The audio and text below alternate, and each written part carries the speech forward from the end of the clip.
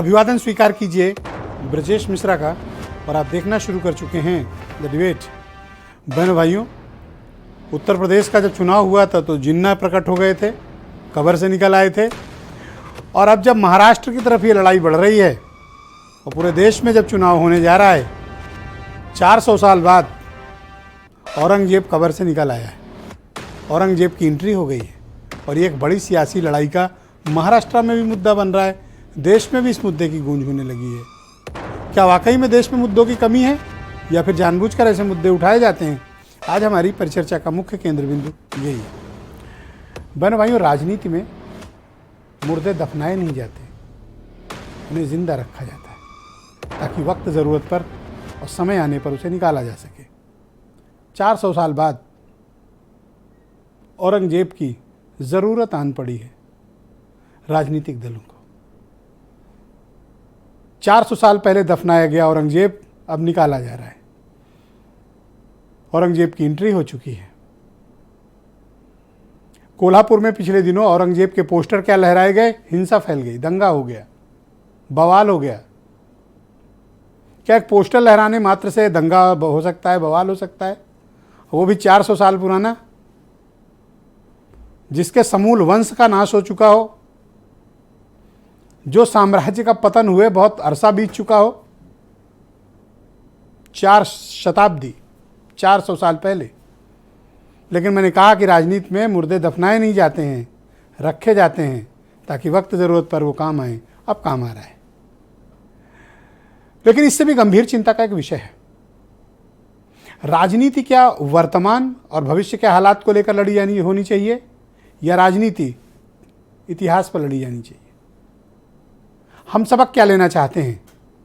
हम सबक अपने बच्चों के, अपने समाज के, अपने देश प्रदेश के अच्छे मुस्तकबिल के लिए राजनीति चाहते हैं या फिर अतीत में 400 साल पहले के विषय पर राजनीति करना चाहते हैं?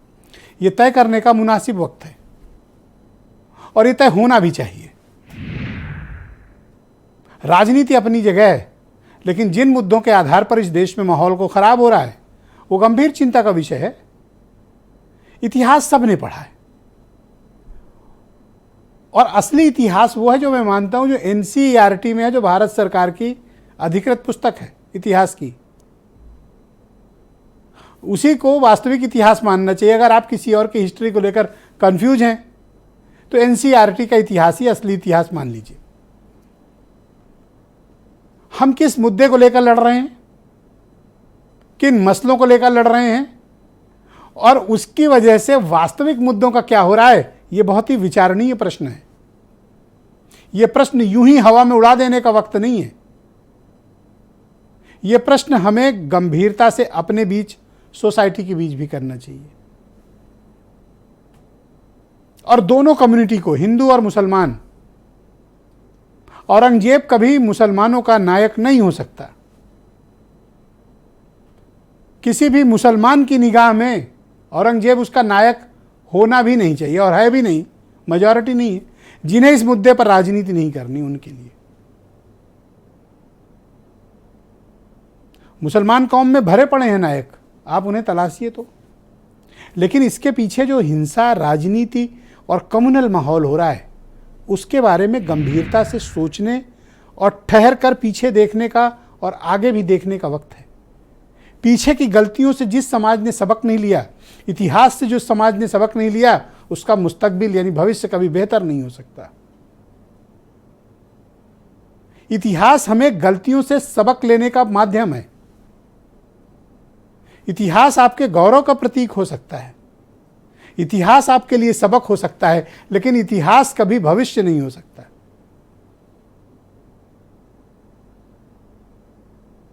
हम किस भविष्य की तरफ बढ़ना चाहते हैं यह हम खुद सोचें, विचार करें कि आज किन लोगों को औरंगजेब की जरूरत है। कौन लोग चाहते हैं कि औरंगजेब कब्र से निकले और राजनीति का मुद्दा बन जाए?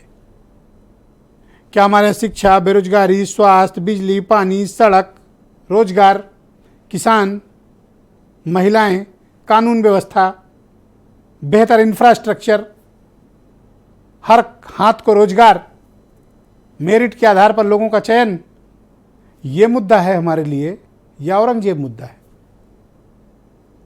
बहनों भाइयों, 400 साल गुजर चुके हैं और हर बार चुनाव के पहले आपके समक्ष इस तरह के मुद्दे पेश किए जाते हैं। हम उस पर कैसे रिएक्ट करते हैं, ये हमारी समझदारी पर निर्भर करता है। क्या हम इतने नासमझ और नादान हैं कि राजनीतिक दलों के द्वारा फेंके गए एजेंडे को अपना एजेंडा मानकर उसको बैटन की तरह लेकर आगे बढ़ते हैं, या हमें वास्तविक मुद्दों पर स्टिक रहने का वक्त है? ये औरंगजेब क्या वाकई में मुद्दा है? और अगर है तो क्यों है? कौन था औरंगजेब और कौन थे मराठा? गौरवशाली इतिहास है इस देश में मराठाओं का। इकलौती कौम है इस देश की मराठा, जिसने अखंड भारत पर शासन किया था। कोई ऐसा राज्य नहीं बचा था देश भर में जहां मराठों ने चौथ न वसूली हो। मराठाओं का बड़ा अप्रतिम इतिहास इस देश में है, उस इतिहास को खत्म नहीं किया जा सकता। जैसे अंग्रेजों का इतिहास है इस देश में, पुर्तगालियों का इतिहास है इस देश में, मुगलों का भी इतिहास है, लोधियों का भी इतिहास है। बड़े लंबे वक्त तक ये देश गुलाम रहा है, आक्रमणकारियों के निशाने पर रहा है। आज़ादी तो आपको 47 में मिली है ना, उसके पहले आप गुलामी की जंजीरों में जकड़ी हुई कौम थे। तब कहाँ थे ये हिंदू और तब कहाँ थे ये मुसलमान, तब कहाँ थी ये ब्राह्मण सभा, क्षत्रिय सभा, कायस्थ सभा, ओबीसी मोर्चा? तब कहाँ था जब ये देश गुलाम था? इन सब बातों पर वक्त जाया करने के बजाय हमें अपने बेहतर भविष्य के बारे में सोचना है। क्या राजनीतिक दल उन मुद्दों पर बात करने को तैयार हैं? शायद नहीं। क्यों? ऐसा करके आपका वोट उनको आसानी से हासिल हो जाता है। क्यों? क्योंकि आपकी समझदारी वो हाईजैक कर लेते हैं। आप क्या सोचें वो तय करते हैं, आप क्या बोलें वो तय करते हैं। आपके व्हाट्सएप ग्रुप और फेसबुक ट्विटर पर क्या जाए ये भी वही नैरेटिव तय करते हैं। क्यों? चुनाव के बाद वो मुद्दे गायब हो जाते हैं। क्यों गायब हो जाते हैं? क्योंकि वो ज़रूरत को पूर्ति कर चुके होते हैं चुनाव में, और आप वहीं के वहीं खड़े हैं। तो बुद्धिमान कौन है? ये नेता। समझदारी कहाँ है? इन राजनीतिक दलों में। और कम अकली कौन दिखाती है? एक बड़ी कम्युनिटी। मैं किसी एक को इसके लिए रिस्पॉन्सिबल नहीं मानता हूँ। ये चेन ऑफ रिएक्शन है, और हमें एक बेहतर समाज के दृष्टिकोण से सोचते हुए बहन भाई बचने की आवश्यकता है। इससे भविष्य की बात करिए, वर्तमान को बेहतर करिए। इतिहास से तो सबक लिया जाता है, इतिहास को भविष्य का मुद्दा आप नहीं बना सकते हैं। कुछ बयान सुने। हम औरंगजेब की बात तो नहीं करते। ये अलग बात है कि कुछ लोग हमारा भय दिखा के मुस्लिम भाइयों के को मूर्ख बना के अपनी राजनीति सेकते रहे हैं। लेकिन अब उत्तर प्रदेश का मुसलमान भी समझदार हो गया है। वो औरंगजेब पे नहीं जाएगा, वो रसखान पे जा रहा है। क्योंकि पसमांडा मुसलमानों का सम्मेलन हम लोगों ने करके बता दिया कि तुमको मूर्ख बनाने का काम ये पार्टियां कर रही हैं। भारतीय जनता पार्टी का दोहरा चरित्र है, वो इसी तरीके से कभी सॉफ्ट हिंदुत्व, कभी और कुछ, केवल ये बांटने का काम करेंगे। लेकिन हम लोग तो सभी धर्मों को मानने वाले लोग हैं और सभी वर्गों को एक साथ लेकर चलने वाले लोग हैं, और ये केवल झूठे वादे करते हैं, काम कुछ करते नहीं हैं। 9 साल की सरकार असफलताओं का भंडार अंबार रही है। अपनी सफलताओं को सरकार द्वारा किए गए कार्यों को बताने के लिए कुछ नहीं है। इनकी मजबूरी है, कभी औरंगजेब, कभी पाकिस्तान, यहाँ तक कि कभी कभी ये हमारे जो फ्रीडम फाइटर थे, जिन्होंने देश को आज़ाद कराने में अग्रणी भूमिकाएं निभाई, जान की कुर्बानियाँ दी, आज़ादी के बड़े बड़े गीत लिखे, उन तक पे खिलाफ बोल जाते हैं। बहनों भाइयों, आज की परिचर्चा को आगे बढ़ाते हैं। आसिम वकार MIM के राष्ट्रीय प्रवक्ता और उत्तर प्रदेश के प्रभारी, फराज किदवई मेरे साथ मौजूद हैं समाजवादी पार्टी से, देवेंद्र प्रताप सिंह कांग्रेस से, संजय सिंह भारतीय जनता पार्टी के लीडर हैं, राकेश पांडे जी जाने माने पॉलिटिकल एनालिस्ट हैं, शिवांग मिश्रा मेरे साथ मौजूद हैं, हिंदूवादी नेता हैं, और वीरेंद्र सिंह जी हमारे स्टेट हेड। शुक्रिया और धन्यवाद। संजय सिंह, आपकी पार्टी औरंगजेब को लेकर इतना उत्सुक क्यों है, कारण? ब्रजेश जी, औरंगजेब से हमारा कोई लेना देना नहीं है और ऐसे व्यक्ति के बारे में बात करना भी हम उचित नहीं समझते हैं, जिसने अपने पिता को लाल किले में बंद कर रखा था, जिसने अपने भाइयों का कत्ल कर दिया, दारा शिकोह को सिर्फ इसलिए मार दिया कि उसने उपनिषदों की रचना फारसी में की थी, इसलिए कत्ल कर दिया। रजा मुराद और दूसरे भाई को फांसी पे लटका दिया। तो ऐसे, और जिसका जो फतवाए आलमगिरी है, जो हनफी इनकी शाखा है, उसके एक आइडियोलॉग है वो बुक, और आज जो इंडियन पर्सनल लॉ बोर्ड है वो इसी फतवाए आपने कहा आपसे कोई वास्ता भी नहीं और पूरी आप हिस्ट्री सीट पढ़ रहे हैं। नहीं, बिल्कुल वो बतानी पड़ेगी, हम इसलिए बताएंगे ब्रजेश जी। प्लीज बताइए। हाँ बताएंगे, थोड़ा सा हमें 2 मिनट का आप समय देंगे प्लीज जी, क्योंकि मुद्दा गंभीर है। देखिए, औरंगजेब आज भी बहुत से लोगों का एक आदर्श है, और ये हम अक्सर देखते हैं टीवी चैनल्स पे, जब इस्लामिक स्कॉलर आते हैं और वो औरंगजेब को वली और जैसे शब्दों से नवाजते हैं, तो मन को पीड़ा होती है। हम उस औरंगजेब के खिलाफ हैं जिसने गुरु तेग बहादुर जी का दिल्ली में कत्ल किया था, जिन्होंने गुरु गोविंद सिंह जी के 2 छोटे साहबजादों को, जिनकी आयु मात्र 7 वर्ष की थी, 9 वर्ष की थी, उनको सरहिंद के किले में चुनवा दिया गया था। 46 लाख लोगों के कत्ल का जिम्मेदार है, जजिया लगाकर तमाम करोड़ों हिंदुओं का धर्म परिवर्तन कराया। वो, उसके बारे में तो बात करना भी पाप है, उसके बारे में हम बात ही नहीं कर सकते। आप देखिए पूरी स्पीच दे रहे हैं।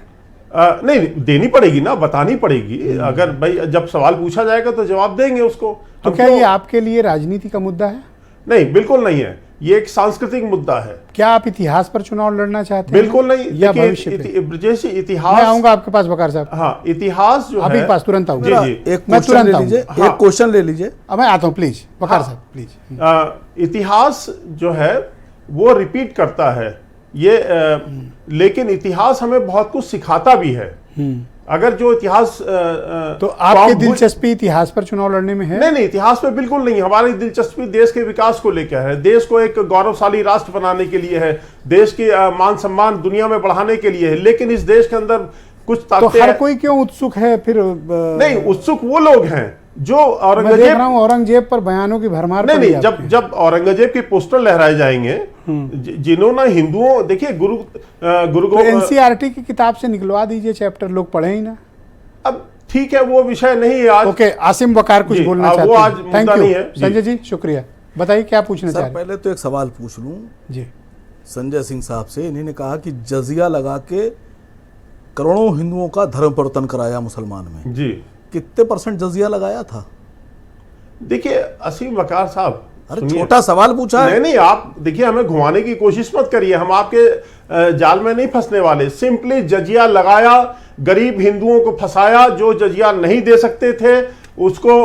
देखिए, आप ये कह के आप अभी डिनाई करेंगे साहब जजिया नहीं लगा था, आप यही जस्टिफाई करना चाहते हैं। लेकिन जजिया, सुन लीजिए वकार साहब, सुन लीजिए। अगले 10 सेकंड में संजय जी कंप्लीट कर लो। हाँ, सेकंड राउंड में जजिया लगाया था, ये कितने % लगाया था? सवाल ये कितने वकार साहब नहीं है, ये वकार साहब आप एक्सप्लेन करें। अरे वकार साहब, आपको औरंगजेब में कोई दिलचस्पी है? आसिम वकार, आप इसको जस्टिफाई नहीं कर सकते।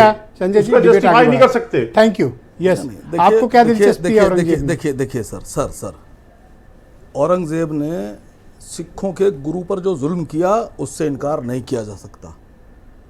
हम उसकी मतलब मजम्मत अगर उस वक्त होते तब भी करते। वो गलत तरीका था, वो गलत बात थी, वो जुल्म था। लेकिन औरंगजेब ने हिंदुस्तान पर 50 साल हुकूमत की, इस बात से इनकार नहीं किया जा सकता। अब सुनिए संजय सिंह जी, आपका इतिहास ठीक करूं। इस्लाम में जो ज़कात है वो है 2.5%, यानी 1 लाख रुपए अगर किसी मुसलमान के पास है तो वो 2,500 रुपये सरकार को देगा। कितने देगा? 2,500 रुपये। गैर मुसलमानों से, चाहे वो ईसाई हों, यहूदी हों, जैन हों, बौद्ध हों, सरदार हों, हिंदू हों, उनसे ज़कात नहीं ली जाती, ली नहीं सकते। औरंगजेब ने शुरू के 20 साल कोई टैक्स नहीं लगाया। 20 साल के बाद जब वो साउथ की तरफ चला तो उसने जजिया टैक्स लगाया। कितना लगाया? 1%। अब आपने कहा कि जजिया लगा के सैकड़ों करोड़ों हिंदुओं को मुसलमान कर लिया, क्यों लगाया? अब अंदाजा second, लगाइए। एक सुनिए let him सर, explain, सुनिए हाँ। सर, क्यों लगाया? जरूर जाइए, ये बीच में टोका मैं वो भी बताता हूँ। जजिया सुरक्षा टैक्स होता है, अच्छा, सुनिएगा आप। अब यहाँ आप, ठीक है ना, 1% टैक्स, कौन आदमी होगा जो जजिया 1% ना देकर मुसलमानों के 2.5% देगा? 1 लाख पे 1,000 रुपए नहीं देगा और फिर मुसलमान धर्म कबूल करके 2,500 रुपए देगा। दूसरी बात, ज़कात में किसी को कोई छूट नहीं होती अगर मुसलमान है, लेकिन औरंगजेब का जो जजिया था, जब किसी बादशाह का जजिया था, इस्लाम में जो जजिया है उसका तरीका यह है कि औरतों को, बच्चों को, बुजुर्गों को, बीमारों को, मजदूरों को जजिया टैक्स से बाहर वकार साहब आप जस्टिफाई क्यों कर रहे हैं? नहीं, जस्टिफाई नहीं कर रहा हूं, आपको इतिहास दे रहा हूं। अगर मैं गलत हूं, इतिहास पर क्यों नहीं फंसना सर, चाहते अगर हैं? मैं गलत हूं तो मेरे खिलाफ आप भी वही कर रहे हैं जो भारतीय जनता पार्टी कर रही है। नहीं सर, मैं नहीं आप कर रहा अलग हूं। कैसे हैं फिर? नहीं सर, समझिए, अगर देखिए जजिया, एक जो खूबी बताने जा रहा हूं पंडित जी, समझिए आप, मिश्रा जी, भारत में जो औरंगजेब ने जजिया लगाया था उसमें उसने एक आदेश पारित किया था कि भारत में ब्राह्मण कुल से किसी भी जाति के ब्राह्मण को जजिया के दायरे से बाहर रखा जाएगा। क्या एक बात तो कर आप रहे हैं? ब्राह्मण मुझे क्या जाति बात के कर रहे चश्मे हैं से आप? ना देखें। कोई ब्राह्मण जजिया क्या बात नहीं। कर रहे हैं मुझे एक असीम भाई आप? पत्रकार के, संजय सिंह प्लीज, आप मुझे एक तो जातीय चश्मे से ना देखें। नहीं, मैं आपको मैं अपने भाई के आपको चश्मे किसी से देखता हूं। मजहब या जातीय चश्मे से नहीं देख रहा सर हूं। सर बात मत काटिए। आप बड़ी एक अच्छी, राजनीतिक अहम पार्टी डिबेट के चल रही है, प्रवक्ता सर। हैं, आप इतिहास में फंसे हैं। नहीं, अच्छी डिबेट आप चल रही अच्छा भविष्य नहीं चाहते हैं। है। अच्छी डिबेट चल रही है। ये धिम्मी और जिम्मी क्या संजय होता सिंह है, जरा प्लीज, बता दीजिए। व्हाट्स रॉन्ग विद यू भाई? नहीं, सुनिए Please। सुनिए, औरंगजेब से हिंदुस्तान में इस वक्त कोई मकसद किसी का नहीं है। औरंगजेब 400 साल पहले मर खप के चले गए। हमारे देश में आप टैक्स की बात बता रहे हैं, आप पेट्रोल पे वैट लेते हो, बाकी पे जीएसटी लेते हो, आपके यहाँ कफन का टैक्स, हगने मूतने पे टैक्स, पानी पे टैक्स, हंसने पे अगर इंटरटेनमेंट हो रहा है उस पर टैक्स, चलने पे टैक्स, खाने पे टैक्स, कपड़े पे टैक्स, घूमने पे टैक्स, ट्रेवल हवाई जहाज की टिकट पे टैक्स, Okay. एयरपोर्ट से बाहर निकलो उस पर टिकट, एयरपोर्ट के अंदर जाओ उसके ऊपर टिकट। ये 400 साल के प्लेटफॉर्म बाद पे उसको टिकट। कबर से क्यों निकाला गया है? नहीं सर, ये बीजेपी की खेल है सब, क्या? ये बीजेपी की चाल है। बीजेपी के पास कोई मुद्दा नहीं चुनाव लड़ने का। भारतीय जनता पार्टी नहीं चाहती है कि औरंगजेब को इतिहास के पन्नों में दफन किया जाए। भारतीय जनता पार्टी के ये जैसे जिन्ना है, वो इनका नेशनल हीरो है। तो आपके वो नेता इनका भी तो ब्रांड दफनाने एम्बेसडर है को सर। तैयार नहीं है ना, नहीं, इसीलिए मैंने कहा ना, राजनीति में मुर्दे दफनाए नहीं जा रहे नहीं हैं। सर, जो जिन्ना है औरंगजेब है, ये इनके ब्रांड एम्बेसडर हैं। ये ब्रांड एम्बेसडर हैं भारतीय जनता पार्टी के।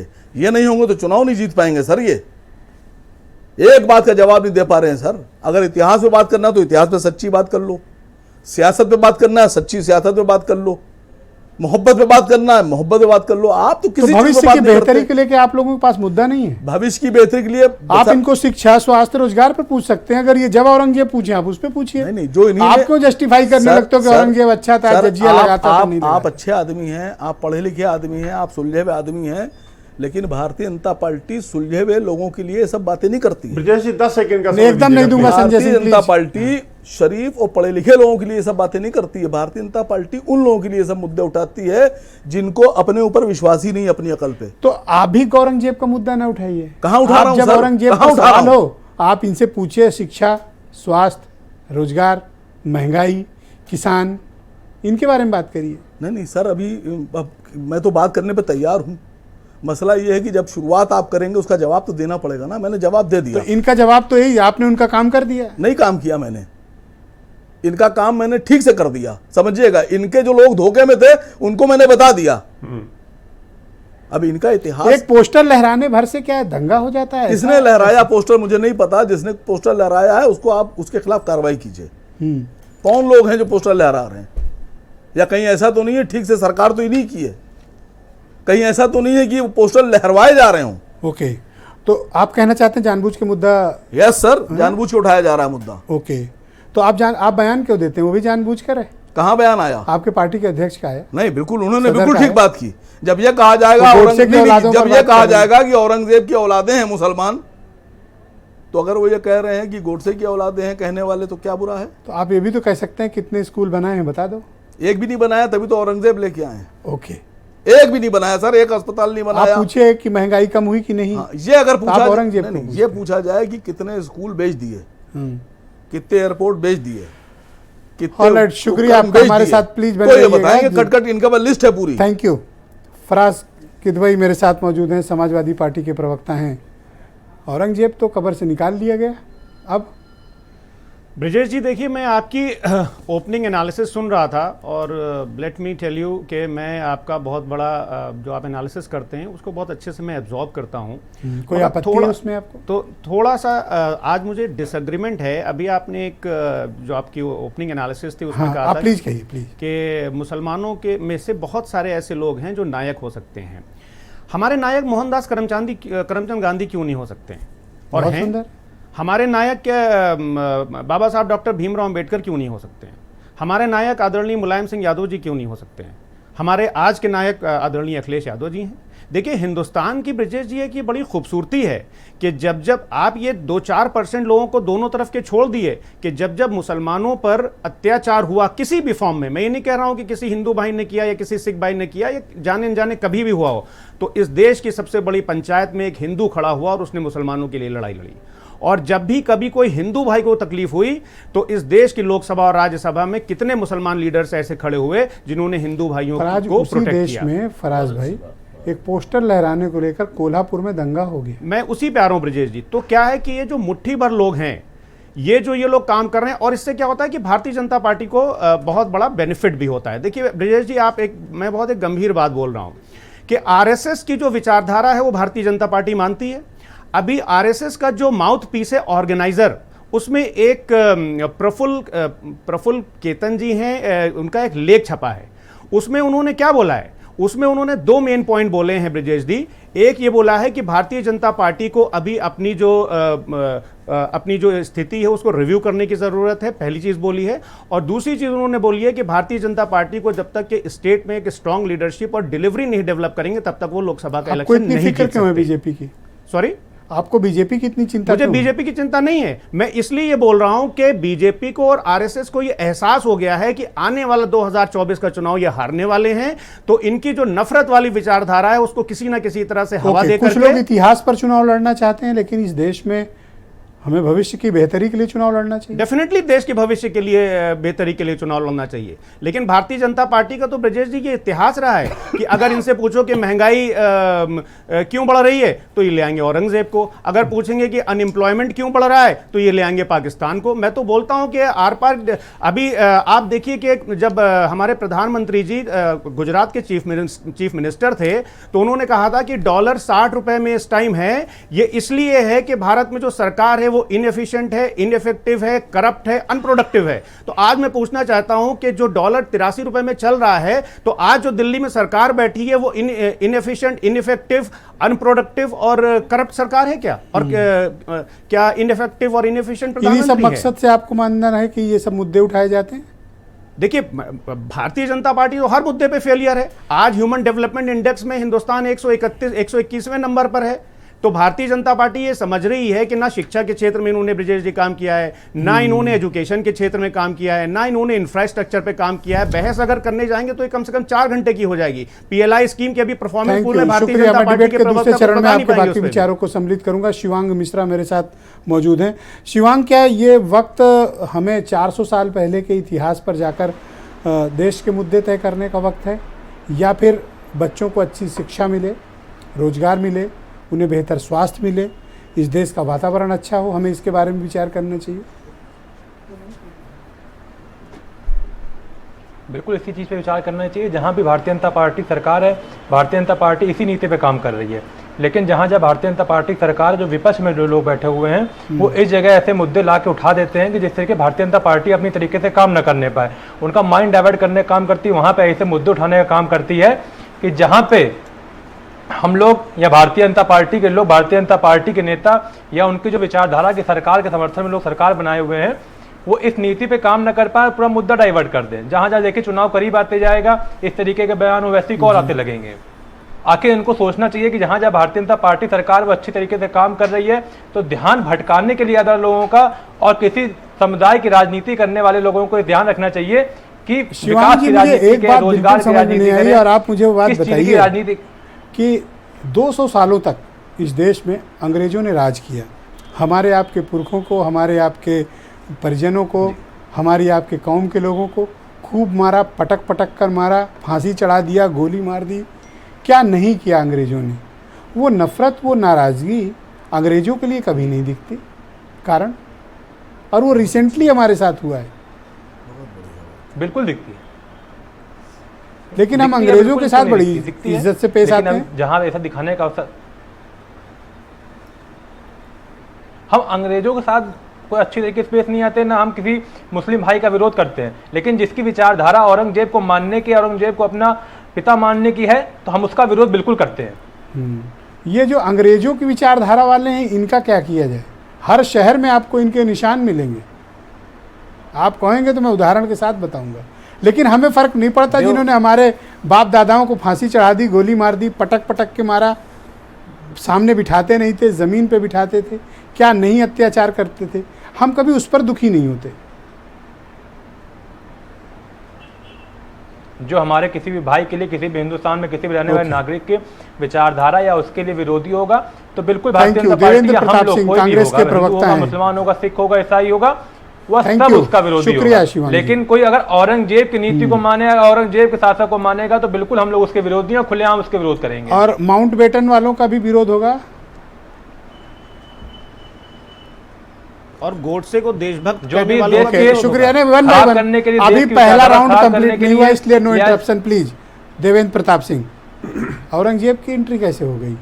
आदरणीय ब्रजेश जी, आज के इस डिबेट में जो आपका ओपनिंग इंट्रोडक्टरी रिमार्क था, हम समझते हैं कि आपने आज अपना व्यक्तित्व, वैसे हम लोग बहुत इज्जत करते हैं आपकी, तो जिस तरीके से शानदार जानदार तरीके से देश की आत्मा को आपने रखा है, मैं उसके लिए आपको दिल से सल्यूट करते हैं, और सारे देश के हिंदुस्तानियों को, देश के 140 करोड़ के लोगों को और सारे राजनीतिक दलों को लगभग उसी जो आपने एक ओपनिंग रिमार्क दिया है वो एक मुख्य विषय है, बाकी ये सब सारे विषय गौण हैं। एक कहना चाहता हूँ ब्रजेश जी कि जिस तरीके से भारतीय जनता पार्टी जब भी कोई चुनाव आता है तो इस तरीके से सांप्रदायिक ध्रुवीकरण के लिए मुद्दे लेके आते हैं।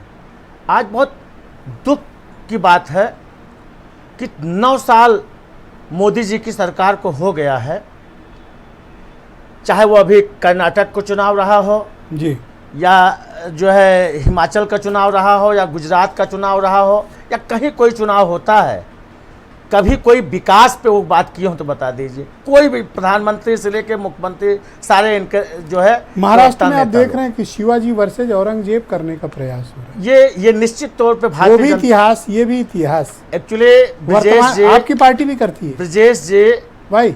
नहीं, कांग्रेस पार्टी इस तरीके से राजनीति से हमेशा जो है अलग रही है। कांग्रेस हमेशा देश के संप्रभुता के लिए, देश की एकता अखंडता के लिए, सद्भाव भाईचारे विश्व बंधुत्व के लिए और देश के विकास की बात करती आई है।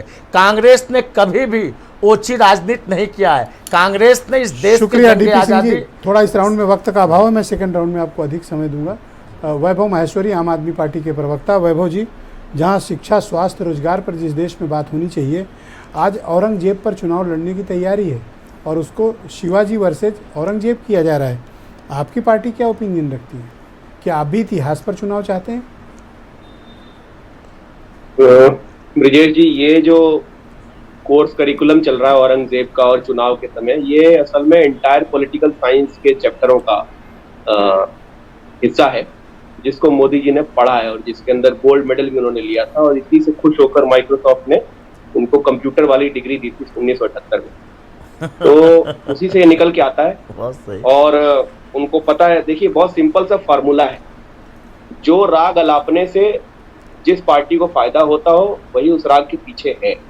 यानी अगर झगड़ा लगवाने से, दंगे करवाने से चुनावी फायदा बीजेपी को मिलता है, तो झगड़े और दंगे के पीछे भी बीजेपी है, उसका कोई आधार नहीं है। कोई औरंगजेब ने जो किया सो किया, खत्म हो गया, दफन हो गया। अगर आप ये आरोप किसी लगाते हिंदू हैं तो राजा आप ने पर जो किया- एविडेंस होना चाहिए कि कोल्हापुर हिंसा के पीछे सत्तारूढ़ दल है। कोई भी दल अगर किसी को हिंसा से फायदा मिल रहा है, उस दल के सबसे ऊंचे वाले नेता पर जिस दिन कार्रवाई करके उसको जेल में बंद कर दोगे तो कार्रवाई बंद हो जाएगी। और बीजेपी का तो दिक्कत यह है कि बीजेपी में अगर इस तरह की कार्रवाई हो गई तो इनके तो आधी क्या 90% पार्टी जेल में चली जाएगी। मैं अभी शिवांग मिश्रा को सुन रहा था, इतने युवा है, इनकी एज इतनी अभी करियर बिल्डिंग की है, और ये हिंदूवादी नेता इनके नाम के साथ एक बैनर लगा है। मैं ये जानना चाह रहा था कि अगर देश में इतने सारे हिंदूवादी नेता हो गए हैं तो इतने सारे हिंदू करोड़ों इतने बेरोजगार क्यों हो गए इस सरकार के अंदर?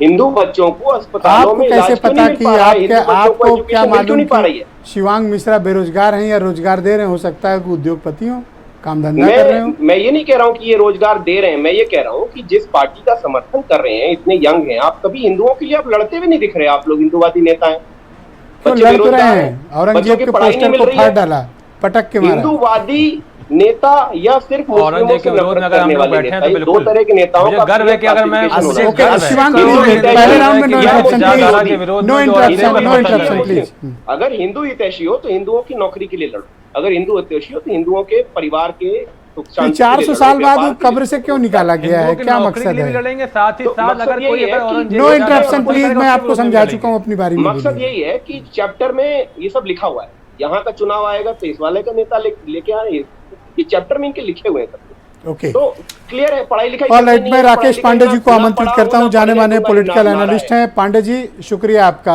ये औरंगजेब कैसे अचानक से सर सामने आ गया, और क्या आगे जो चुनाव होगा, स्पेशली जो मराठा बेल्ट है पूरी, क्या इसी विषय पर लड़ा जाएगा और इसका हिंदी पट्टी पर भी कोई प्रभाव पड़ेगा?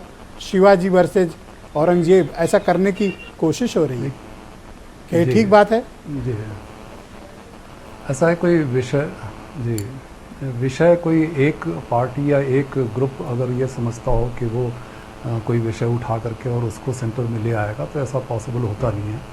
जब विषय ऐसा उठाया जाता है, किस तरफ से उठाया जा रहा है, इसके भी इन्वेस्टिगेशन में आप जाएंगे, इसके एनालिसिस में जाएंगे तो बहुत सारी बातें आएंगी। कई बार ये भी कहा जाता है कि भाई ऐसे जो पोलराइजेशन होता है, तो उसमें पोलराइजेशन में मुसलमान तो इकट्ठे हो जाते हैं लेकिन हिंदू इकट्ठे नहीं हो पाते हैं, तो इसमें किसको फ़ायदा होता है, नहीं फ़ायदा होता, ये अलग विषय है, इसमें चर्चा करने की बात है। लेकिन जो मुद्दा है, जो मुद्दा उठाया गया है, उसको मुझे नहीं लगता कि इतने आसानी से हम इसको दरकिनार कर देंगे ये कह करके कि पॉलिटिक्स है, क्योंकि ऐसी सोच जो औरंगजेब के खिलाफ और औरंगजेब के साथ वाली बात नहीं होती, उसके सोच के खिलाफ और उसके सोच के साथ वाली बात होती है, जिसकी वजह से ये मुद्दा आज इतना बड़ा उभर के सामने आ गया है। अब कश्मीर में जो हुआ वो तो कोई औरंगजेब के टाइम का नहीं हुआ, लेकिन औरंगजेब की सोच जो थी वही कश्मीर में जो पलायन जो कश्मीरी पंडितों के साथ हुआ, वो भी उसी की सोच सर, मैंने नतीजा था। एक मसला केरल में जो हुआ, किया जो था, जिसमें एक विषय उठाया था, शिवांग से भी मैंने पूछा था और आपसे भी मैं वही जानना चाहता हूँ, हम अंग्रेजों के प्रति इतने सॉफ्ट क्यों हो जाते हैं, जबकि रिसेंटली 200 सालों तक उन्होंने इस देश में क्या किया? हम तो हाल ही में 1947 तक ये भुगत कर आए हैं। हमारे लिए, हमारे मन में वो गुस्सा उनके लिए क्यों नहीं है?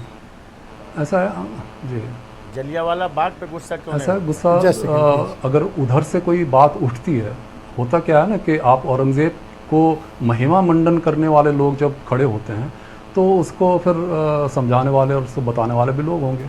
जब माउंटबेटन के महिमा मंडन में लोग आएंगे तो लोग आने लगे हैं। अब तो पहले जो 70 साल में नहीं हुआ, वैसे अब संगोल वाला जो किस्सा आया, जो हमारा सेंट्रल विस्टा का जो बनाने की बात हुई, इसमें अंग्रेज़ों के खिलाफ ही तो बात आई ना।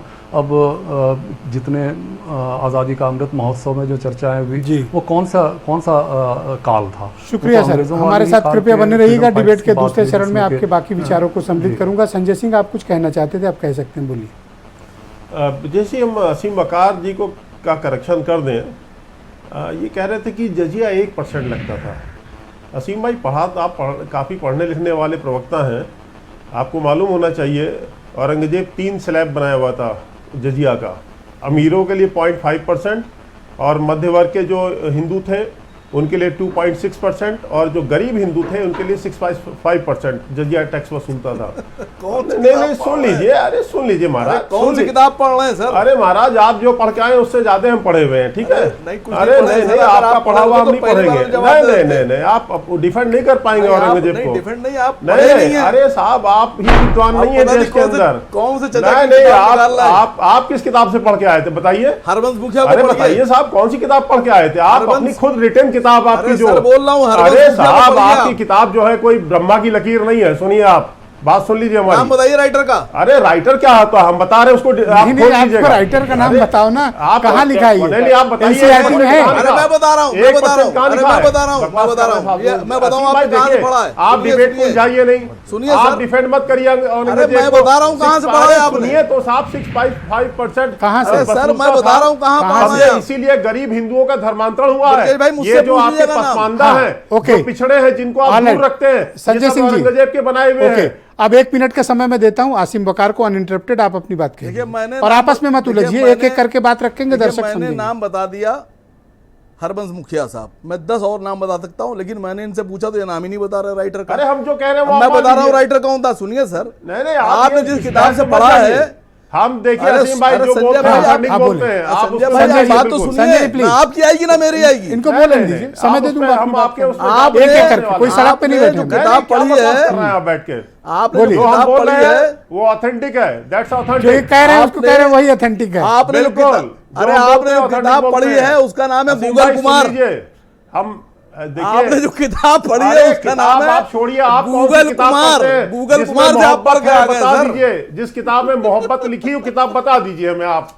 ऑल राइट, आप क्यों जस्ट वेट, आप क्यों लगना चाह रहे हैं हमसे? तो मजाक उड़ा रहे हैं सर अपन, आप टीवी पे वीरेंद्र सिंह जी बुलाया जाए, आप जवाब नहीं दे पाएंगे, आप डिबेट छोड़ के चले जाएंगे। आप मत देख रहे हैं, उलझिए अपना हमसे। मजाक मत बनवाइए सर। नहीं आप मजाक आप बन जाएंगे अभी। आप बता दीजिए आपके पास कौन सी किताब है जिसमें मोहब्बत मैंने लिखी बताया हिंदुओं ना, के लिए? क्या बात करते हैं आप? मैंने तो आपको नाम बता दिया, आप पढ़ लीजिए। नहीं आप उस पर मत जाइए, आप बताइए किस किताब में मोहब्बत है आपकी, जरा बता दीजिए हमें। हिंदुओं के लिए मोहब्बत किस किताब में लिखी है, बता दीजिए आप। एक सेकंड आप दोनों रुक जाइए, ऐसे क्या बात करते हैं आप? ओके वीरेंद्र जी, हमसे आप ये कैसे 400 साल बाद खबर निकाला गया और उसको फिर सामने पेश कर दिया गया औरंगजेब को, इस मुद्दे को आप उलझिए मत हमसे। नहीं एक सेकंड रुक जाइए, आप दोनों लोग करते तो आप क्या कर लीजिएगा, उलझेंगे तो। नहीं आप उलझते रहिए, फिर जवाब व्हाट इज दिस, आप जवाब दीजिए। मोहब्बत का भाईचारा किस किताब में लिखा है? एक सेकंड बता दीजिए, कृपया शांत हो जाइए। संजय जी किताब में है। धन्यवाद। बीरेन जी बोलेंगे। भाई बीरेन जी, औरंगजेब की एंट्री हो गई। अब देखिए, ये जो उपद्रव हुआ महाराष्ट्र का, ये तो कुछ नौजवान जो हैं, जो कुछ किसी समुदाय में कुछ अराजक तत्व होते हैं, नासमझ होते हैं, वो इस तरह की हरकतें करते हैं और उसका खामियाजा पूरे समाज को, महिलाओं को, बच्चों को भोगना पड़ता है।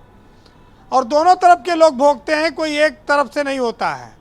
ये इस देश में हिंदू और मुस्लिम एक सच्चाई है, और मुग़ल और अंग्रेज इन दोनों ने जब वो इस देश से गए तो बहुत सारी चीज़ें वो छोड़ कर गए हैं, चाहे उनकी स्थापत्य कला हो, चाहे उनकी सांस्कृतिक कुछ विरासत हो, और तमाम सारी निशानियां हैं, उनको मिटाया नहीं जा सकता।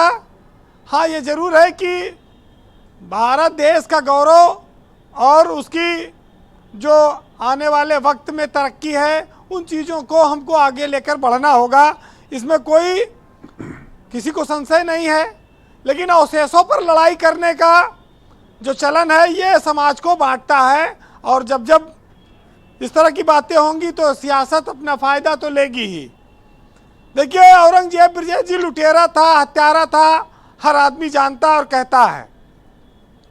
इसी देश में सिकंदर जैसे महान लोग भी हुए, उनको लोगों ने कहा, और वो लोग कहते हैं कि जब वो गए तो उन्होंने अपने खाली हाथ बाहर दिखाते हुए वो मरे। तो ये औरंगजेब कुछ चंद युवाओं के आदर्श बनकर समाज में अगर कोई उपद्रव करा देते हैं, लाठीचार्ज करा देते हैं, तो ये इस पर सोचना होगा, इस पर लोगों को लड़ने की ज़रूरत नहीं है, क्योंकि हर समाज में ऐसे लोग हैं जो अपने आने वाली पीढ़ियों को रास्ता दिखाते हैं। मुस्लिम समाज के भी धर्म गुरुओं को, लोगों को, ऐसे युवाओं को भटकने से रोकना चाहिए, और स्वाभाविक है कि जब ये चीज़ें रुकेंगी तो कौम की तरक्की ज़्यादा होगी। कोल्हापुर की घटना निंदनीय है, लेकिन इससे हिंदू मुस्लिम को जोड़कर देखने के बजाय कुछ उपद्रवी तत्वों से देखना चाहिए, क्योंकि सबकी अपनी अपनी एक मर्यादा है। वाणी की भी मर्यादा है, आचरण की भी मर्यादा है, लेकिन पोस्टर लहराकर और समाज में वैमनस्यता पैदा करके, विरोध पैदा करके, बंटवारे की स्थिति लाकर कोई समाज तरक्की नहीं कर सकता है। और जिन लोगों ने ऐसा किया वाणी और आचरण की मर्यादा पार की, उनका नाश होता है और वो कष्ट भोगते हैं। कहते हैं कि देखिए हमारे यहाँ पवित्र महीना है रमजान का मुसलमानों के लिए, कुरान में बहुत सारी चीज़ें लिखी हैं। हर धर्म इंसान बनाने के लिए, अच्छा व्यक्ति बनाने के लिए सिखाता है। उसमें बहुत सारे लोग भटक जाते हैं। ऐसे लोगों को गुनाह क्या कम हो जाएंगे अगर वो रोज़ा रखेंगे? अगर आप धर्म के आड़ में गुनाह करते हैं तो वो किसी उपवास से और किसी भी मंदिर मस्जिद में जाने से कटेंगे नहीं, ख़त्म नहीं होंगे। क्योंकि हम जिस समाज में हैं वहाँ पर गंगा जुमनी तहजीब है। हर व्यक्ति का, समाज का उद्देश्य है लोगों के दिल जीतने का, लोगों को बांटने का नहीं। तो ये मकसद अगर हट जाएगा, डिरेल हो जाएगा, तो ये देश ऐसे ही लड़ता रहेगा और राजनीति अपनी रोटियां सेकती रहेगी। बीजेपी को फ़ायदा है, जितना मुसलमान लड़े, लहरावे पोस्टर, हिंदुओं को उनको दिखाकर वो एकजुट करेंगे और देश भर में चर्चा होगी। बीजेपी को फ़ायदा, सरकार बनेगी, फिर 5 साल टहलोगे। और अब तो बीजेपी कह रही कि भाई मुसलमान सब खराब नहीं हैं, कुछ हमको भी वोट दें। अगर इंटीन कम्बैसी आ रही है तो 5-7% मुसलमान का वोट मिल जाएगा तो हमारा काम चल जाएगा। देखिए फ़ायदे में दोनों हैं, आसिम बकार भी फ़ायदे में है और संजय सिंह की पार्टी भी फ़ायदे में है। ये दोनों अपना अपना उल्लू सीधा कर लेंगे, बाकी चुनाव ख़त्म होने के बाद सब टहलते मिलेंगे। ब्रजेश जी, हमारे देश का इतिहास, छत्रपति शिवाजी, राणा सांगा, तमाम सारे ऐसे लोग रहे हैं जिन पर हमको गर्व है और उनको, वो हमारी सांस्कृतिक विरासत है। इस देश की संस्कृति में उनका रचे बसे हैं, सम्मान है। तो ये बातें जो कही जा रही ये जायज़ नहीं है। औरंगजेब जैसे लोगों का महिमा मंडन नहीं होना चाहिए, रोका जाना चाहिए। बहरहाल कोई औरंगजेब का महिमा मंडन, मैं सोचता हूँ यहाँ जो बैठे लोग हैं वो नहीं कर रहे हैं। कुछ परिस्थितियों पर, मुद्दों पर लोग अपनी अपनी बात रख रहे हैं जी। मैं भी कहता हूँ, सुनिएगा, इस देश की जो विरासत रही है कि हम शब्द वंश के हर कार्य, सच कहना अपनी परंपरा, हम उस कबीर की पीढ़ी जो बाबर अकबर से नहीं डरा, पूजा का दीप नहीं डरता इन षड्यंत्री आभाओं से, और वाणी का मोल नहीं चुकता है अनुदानित राजसभाओं से।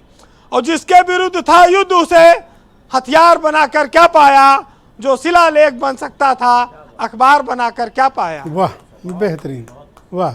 थैंक यू वीरेंद्र जी, बहुत बहुत शुक्रिया ग्राउंड जीरो से अपने इनपुट और फीडबैक हमें उपलब्ध कराने के लिए। फराज किदवई मेरे साथ मौजूद है, समाजवादी पार्टी के प्रवक्ता हैं।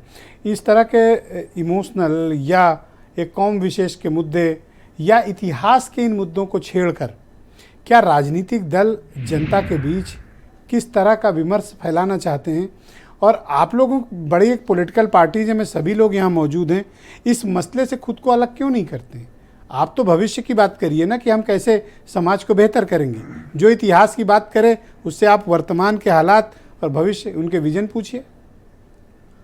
देखिए ब्रिजेश जी, अभी मैं वीरेंद्र सिंह जी को भी बहुत गौर से सुन रहा था और बहुत अच्छी इन्होंने भी एनालिसिस की, बहुत अच्छी बातें कही और बोले कि इनका जोर इस बात पे था कि अगर ये हिंदू मुस्लिम बंटवारा हुआ, औरंगजेब वर्सेस गोडसे वगैरह वगैरह जो भी है, तो इससे किसी एक पार्टी को फ़ायदा है, किसी एक पार्टी को नुकसान है, तीसरी पार्टी को फ़ायदा है। लेकिन ब्रजेश जी, मेरा एक बड़ा स्ट्रॉन्ग बिलीव है कि कुछ पॉलिटिकल पार्टीज़ को फ़ायदा तो हो सकता है मगर देश को नुकसान हो जाएगा। देश रहेगा तो पॉलिटिकल पार्टीज़ भी रहेंगी, ब्रजेश मिश्रा जी भी रहेंगे, फराज किदवई जी भी रहेंगे। दूसरी बात मैं ये बोल रहा हूँ कि फिर से मैं आ रहा हूँ ब्रजेश जी कि अभी वीरेंद्र जी ने जो बोला कि कुछ पार्टीज़ को फ़ायदा हो जाएगा, उसका इशारा किसकी तरफ था मैं नहीं बोलना चाहता। मैं खुल के बोल रहा हूँ कि इसको भारतीय जनता पार्टी का फ़ायदा होगा। क्यों? मैं फिर से आरएसएस को सीन में ला रहा हूँ। 22 अक्टूबर। पर आपने आसिम बकार को सुना? बिल्कुल सुना। ये क्या डिफेंड कर रहे हैं? अब ये तो ये टैक्सेशन प्रणाली डिफेंड कर रहे हैं। जी जी, ये तो ये मुद्दे का को भी ये भी कर रहे हैं, वही जो काम संजय सिंह कर रहे हैं वही काम आप देखिए आसिम बकार उधर से कर रहे हैं। ये तो आसिम बकार जी भी बताएंगे और संजय सिंह जी भी बताएंगे। लेकिन मैंने समाजवादी पार्टी का रुख आपको बताया कि इससे कुछ पार्टीज का तो फायदा हो सकता है लेकिन देश का नुकसान हो जाएगा। दूसरी बात मैं आपको ये बोल रहा हूँ ब्रजेश जी कि अगर आप मुझे 40-50 सेकेंड और दें इस सेकेंड राउंड में। थोड़ा सा वक्त कम है लेकिन आप बोल लें। जी, कि भारतीय जनता पार्टी जो है, क्योंकि अब इनके पास देखिए मुद्दों पर अगर बात करेंगे तो ये डेफिनेटली ये 150 सीटों पर अगले लोकसभा चुनाव में 150 भी नहीं क्रॉस कर पाएंगे। अभी 22 अक्टूबर 2022 को आरएसएस के जो चीफ सेक्रेटरी हैं दत्तात्रेय होसबोले ने, उन्होंने एक बड़ी चिंता 4 चीज़ों पर जाहिर की। आप पढ़िएगा उसमें 22 अक्टूबर 2022 को एक वेबिनार के थ्रू उन्होंने बोला कि इंडिया में जिस तरह से पावर्टी बढ़ रही है वो बहुत ही ज़्यादा डेंजरस है। दूसरा, हिंदुस्तान में 22 करोड़ लोग ऐसे हैं जिनकी आय 375 रुपये पर डे से कम है। तीसरा, उन्होंने ये बोला कि जो इनइक्वलिटी बढ़ रही है, यानी 1% लोगों जो लोग हैं देश में, उनके पास 22% जो भाई साहब आपको इंटरप्ट नहीं करना चाहता, लेकिन ये पूछना चाहता हूँ कि आप आरएसएस वालों को इतना क्यों पढ़ते हैं? मैं आरएसएस वालों को नहीं कर रहा हूं। देखिए क्या है कि भारतीय जनता पार्टी की को ये आप डेट और समय के साथ अगर बता रहे हैं तो आपको लगता नहीं आप कुछ ज्यादा अध्ययन कर रहे हैं उन पे? नहीं, हम अध्ययन देश के लिए कर रहे हैं ब्रिजेश जी। हम देश के लिए इसलिए अध्ययन कर रहे हैं कि अगर इनकी जो विचारधारा वाली ऑर्गेनाइजेशन है, जब वो इनकी 9 साल की नॉन परफॉर्मेंस को पब्लिक के सामने ला रही है तो फिर जनता का क्या हाल क्या सोच रही होगी? इसीलिए औरंगजेब के मुद्दे आते हैं, ऐसे मुद्दे। औरंगजेब के मुद्दे ना तो समाजवादी पार्टी लाई है और ना देश की 99.99% जनता लाई है। ओके, शिवांग मिश्रा जी क्या कह रहे हैं वैभव महेश्वरी आपके लिए, बोलिए।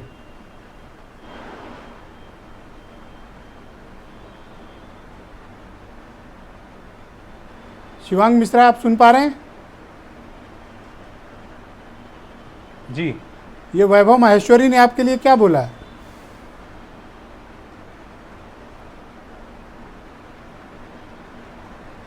जी, आवाज़ थोड़ी कट रही है। ऑलराइट, मैं दोबारा आपको कनेक्ट करता हूँ, आवाज़ में कुछ हाँ, डीपी सिंह जी ये बताइए, इन लोगों की दिलचस्पी कि आपने आसिम वकार को सुना और संजय सिंह को, ये आपस में गेम लॉक करने की कोशिश नहीं थी? देखिए ब्रिजेश भाई, मैं बहुत ईमानदारी से ये बात, दोनों टैक्सेशन पे बात कर रहे हैं, बहुत ईमानदारी के साथ मैं अपनी बात रखूंगा। नहीं तो क्यों कह रहे हैं 2.5% ना 1%? क्योंकि निश्चित तौर पर एक्शन से रिएक्शन होता है।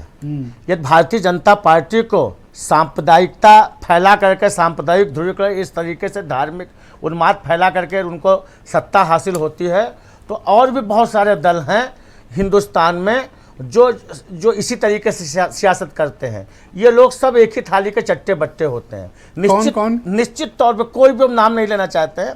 ये चट्टा बट्टा किसके लिए बोल रहे हो? हम इसलिए बोल रहे हैं जो भी लोग हों इस तरीके से देश के मुद्दे गौर करके, मतलब है देश के मुद्दे गौर करके, जो महंगाई के मुद्दे होने चाहिए, शिक्षा के, बेरोजगारी के, जो है देश के विकास के मुद्दे को जो है नजरअंदाज करके, यदि भारतीय जनता पार्टी मान लो कोई सांप्रदायिक मुद्दा जो है उठाती है और उसका रिएक्शन नहीं होगा तो खत्म हो जाएगा। ओके, वैभव महेश्वरी जी क्या आपको लगता नहीं कि बीजेपी और एमआईएम इस मुद्दे को बड़ी फ्यूलिंग कर रहे हैं? ब्रिजेश जी, मैं ये देख रहा हूँ कि जैसे कि अच्छा भला महाराष्ट्र का चुनाव आना है, कुछ भी ऐसा होना है, और अचानक से औरंगजेब के पोस्टर लहराए गए किसी एक समुदाय द्वारा तथाकथित, और फिर उससे दूसरी पार्टी का रिएक्शन आया, फिर वो टीवी पर डिबेट शुरू हो गई। अल्टीमेटली इसका चुनाव का फायदा किसको जाने वाला है? जिसको सबसे ज्यादा चुनाव का फायदा जाने वाला है वो पोस्टर लगाने वाले आदमी, उसी के किराए के टट्टू थे। आप जांच करवा लें, बिल्कुल सही बात कह रहे हैं, 100% होने वाला है। जो आदमी पोस्टर लहरा रहा है, अचानक ये बताइए, इस देश में जिसमें इतनी बेरोजगारी है, इतनी ज्यादा, कोई आदमी घर में हर एक कोई ना कोई बीमार पड़ा हुआ है, बेरोजगारी है, कहीं पर पढ़ाई नहीं हो रही है, कुछ रहा, वहां पर एक आदमी अचानक से एक औरंगजेब का पोस्टर छापता है और रोड पर निकल जाता है लहराते हुए कि हमको बताइए कि कोई लॉजिक है इसका? कोई ऐसा परिवार मुझे खोज के बता दीजिए जिसका खून उबल रहा हो कि औरंगजेब को मैं रिप्रेजेंट करूंगा। किराए के टट्टू हैं, ये किराए के टट्टू हैं जिन्होंने इस तरीके से हरकत किया है। राकेश, और ये किराए के टट्टू का किराया उस पार्टी से आ रहा है जिस पार्टी को इसका फायदा मिलने वाला है। किसको फायदा मिल रहा है? इसका किराया वहां से आने वाला है, बीजेपी को फायदा मिलने वाला है। किसको फायदा? बीजेपी को फायदा मिलने वाला है। ओके, राकेश पांडे जी, क्या ये राजनीतिक मुद्दा माना जाए? राजनीति करती है या हमको इतिहास देखे बिना भविष्य की तरफ बढ़ नहीं सकते? उनके पास कुछ है ही नहीं है। डीपी सिंह 9 साल में उन्होंने कुछ किया ही नहीं है। राकेश पांडे जी की बात, पांडे जी बोलिए। ऐसा है, जब 100 दिन हुए थे तो मोदी जी ने काफ़ी कुछ कहा था कि हमने क्या क्या किया है अभी 100 दिन के अंदर 2023 में। उन्होंने कोई मुद्दा ऐसा नहीं उठाया था जिसमें कि जो ऐसे धर्म के नाम पे कोई भड़काने वाली बात हो। तो धर्म के नाम के आप ये मानिए कि अगर कोई रावण का लेकर के पोस्टर लग जाए कि मैं रावण को सपोर्ट करता हूँ, राम जी गलत है और उन्होंने क्यों मारा रावण को, तो उस पर कोई उसको सपोर्ट नहीं सर इस मिलेगा। देश में तो कई Support जगह इस पे रावण कैसे के मिल मंदिर भी जाता है? बनाए दिक्कत हैं, ये है कि पूजते औरंगजेब भी हैं। को- इस देश में ऐसी भी बिरादरियां नहीं, मौजूद हैं सर।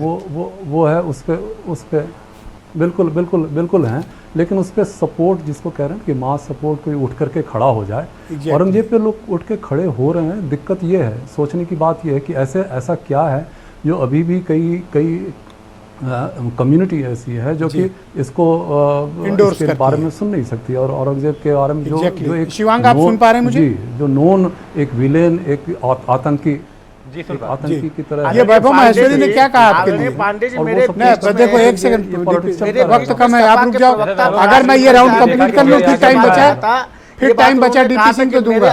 अभी शिवांग बोलेंगे। मेरे आदर्श एक सेकंड रुक जाइए, रुक जाइए। गांधी जी क्यों नहीं हो सकते? समय नहीं है ना, तो थोड़ा हम उनको कहते- बोलें दी।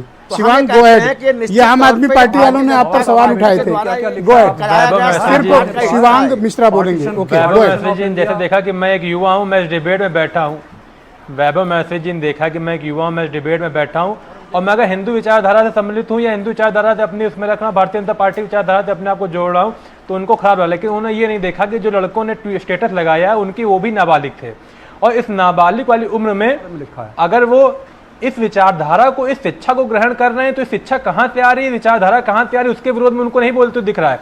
लेकिन उनको ये देख के खराब लग गया कि मेरे आगे लिखा हिंदूवादी नेता या इसमें विचारधारा का विरोध कर रहा है। एक सेकंड, शिवांग अब रुक जाइए। नाबालिग लड़के शिवांग आपने कंप्लीट कर औरंगजेब दिया, को उनको सपोर्ट कर बोलने रहे हैं दीजिए। हिंदुस्तान में रह के। Shivang thank you. एक सेकंड, वैभव माहेश्वरी 10 सेकंड केवल।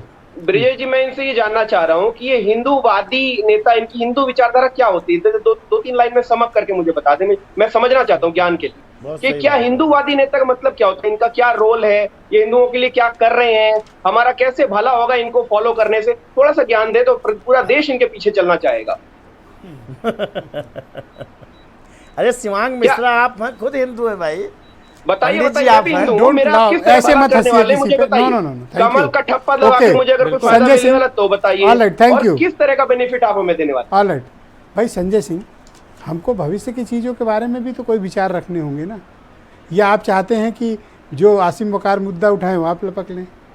नहीं ब्रजेश जी, बिल्कुल नहीं। देखिए आसिम और ये वकार- कह रहे हैं किराए वाले लोग आप ही के हैं सब? नहीं, देखिए सवाल ये खुल है के कि- कहा है नाम लेके। देखिए ब्रजेश जी, देखिए दिक्कत कहाँ है। ये औरंगजेब के पोस्टर कौन लोग लहरा रहे हैं और किसके कहने पर लहरा रहे हैं? ऐसे खलनायक के अगर पोस्टर लहराए जाएंगे तो निश्चित से प्रतिक्रिया होगी। दूसरी संजय जी, नाम लेके कह रहा हूँ, औरंगजेब का नाम लेके अगर आपको मजा आ रहा है तो इसका मतलब वो काम आप ही ने करवाया हुआ। नहीं, आप तो बहुत अगर कुछ आपको कलाकार नाम हैं। लेके मजा आ रहा है अरे तो वैभव काम यार, आपका कराया हुआ है। वो आपके अपनी किराए के नौटंकी टट्टू बंद हैं, करो, वो आपके भाड़े के नौटंकी लोग बंद हैं। करो यार, तुम लोग आपकी नौटंकी जांच बाज हो, एजेंसी अपनी है, नौटंकी ये जो बंद करो, और समझे? एजेंसियों का जेल आपने में जाने पार्टी वाले, छोड़ी अरे हुई यार है, चुप रहो जरा, इनके ऊपर छोड़िए। चुप रहो, जेल में तो जाने उन्हें वाले पता लाइन में चलेगा। बैठे हो। अरे क्यों ये ऐसे आपके लोग जेल में हैं, जा आपके रहे आदमी हैं, किराया हो, आप बौखलाहट चुकाते समझ हैं। में आ रही है। और Thank you. दूसरी बात, यदुनाथ सरकार को असीम भाई पढ़ लीजिएगा, Thank you. सब जवाब मिल जाएंगे आपको। आसिम वकार बताइए भाई सब इनके- असीम भाई, जदुनाथ सरकार को पढ़ लीजिएगा, ये औरंगजेब आप के कह बारे रहे में हैं इतिहास सब ठीक डिटेल से मिल पढ़ो। जाएगा, Thank you. टैक्सेशन वगैरह अब सब इनको लिखा बोलने हुआ है। दीजिए। यस, गो अहेड, पढ़ो भाई। देखिए, मैं कभी सहमत नहीं होता आम आदमी पार्टी से, लेकिन आज वैभव माहेश्वरी जी की बात से बिल्कुल सहमत हूँ कि जिसको फ़ायदा हुआ है उसी ने यूज़ किया औरंगज़ेब को। उड़ीसा का जो रेलवे का इतना बड़ा हादसा हुआ ट्रेनों का, इतने लोग मार दिए गए, 300 से ज़्यादा लोग मार दिए गए, उसमें बेचारों की जान चली गई, हज़ारों आदमी घायल है। वो मुद्दा जो था बड़ा सरकार के लिए हानिकारक बन रहा था। आवाज़ें उठ रही थी इस्तीफे की, जांच की। एक औरंगजेब ने सारी जांच बंद करा दी, सारे जो बेचारे मरे थे उन पर मट्टी डाल दी गई, घायलों को कोई पूछ नहीं रहा है, पूरे में औरंगजेब चल रहा है, सब ट्रेन हादसा भूल गए।